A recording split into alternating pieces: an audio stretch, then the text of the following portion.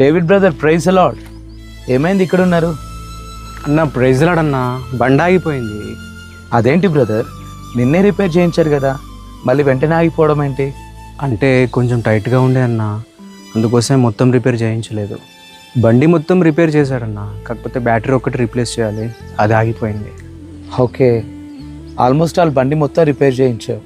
ఒక బ్యాటరీ ఒకటి బాగాలేకపోవడం వల్ల బండి ఆగిపోయింది. అసలు రిపేర్ చేయించిన బండికి రిపేర్ చేయించని బండికి పెద్ద తేడా ఏం లేదు.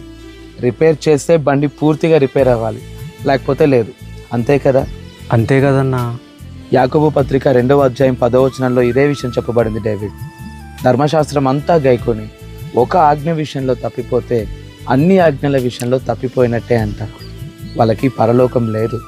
అలాగే మన జీవితంలో అన్ని విషయాల్లో సరిగ్గానే ఉంటాం, ఏదో ఒక్క చిన్న బలహీనతను విడిచిపెట్టకుండా దాన్ని పట్టుకొని ఉంటాం.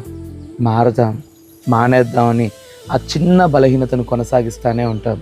ఆ చిన్న బలహీనతే మన జీవితంలో పెద్ద సమస్యగా మారిపోయి జీవితం స్తంభించిపోయేలాగా చేస్తుంది.